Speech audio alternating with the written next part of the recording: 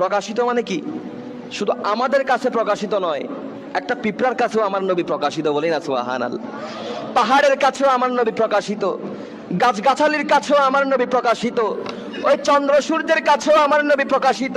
তার মানে আমার আল্লাহ আমার নবীকে এমন ভাবে পাঠিয়েছেন, শুধু মানব জাতির জন্য নয়, আমার নবীর হুকুম, আমার নবীর আদেশ শুধু মানব জাতি পালন করবে এমন নয়, 18,000 মাখলুকাতের সবাই আমার নবীর হুকুম পালন করতে বাধ্য। আর কেন জোর হন না সুবহানাল্লাহ? আমার নবীর হুকুম পালন করতে বাধ্য।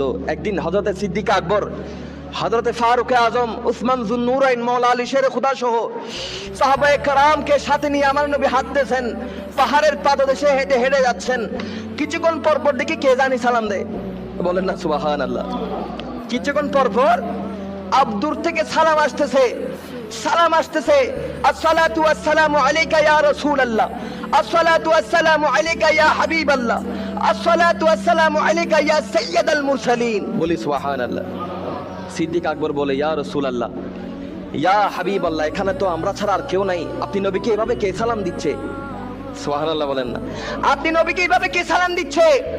অথচ আমি দেখতেছি ফারুক আজমও তো এই মুহূর্তে চুপ করে আছে, উসমান যুন্নুরাইনও চুপ করে আছে, মাওলা আলী শের খুদাও চুপ করে আছে। এই আওয়াজ কোত্থেকে আসতেছে? আমার নবী বলেন, ও আমার সিদ্দিক আকবর, শোনো শোনো, আমি শুধু তোমাদের নবী নই, আমি আকাশেরও নবী, আমি বাতাসেরও নবী, আমি গাছেরও নবী, আমি পাহাড়েরও নবী, আমি ওই যে ছোট্ট পিপিলিকা তারও নবী। সুবহানাল্লাহ।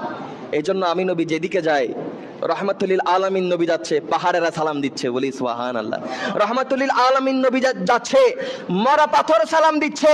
রহমাতুল্লিল আলামিন নবী যাচ্ছে, পাখির জবান খুলে যাচ্ছে, হরিণের জবান খুলে যাচ্ছে, বনের সিংহের জবান খুলে যাচ্ছে। সবাই চিল্লায়া চিল্লায়া বলতেছে, আসসালাতু ওয়াসসালামু আলাইকা ইয়া রাসূলুল্লাহ। চিৎকার দিয়ে বলি সুবহানাল্লাহ।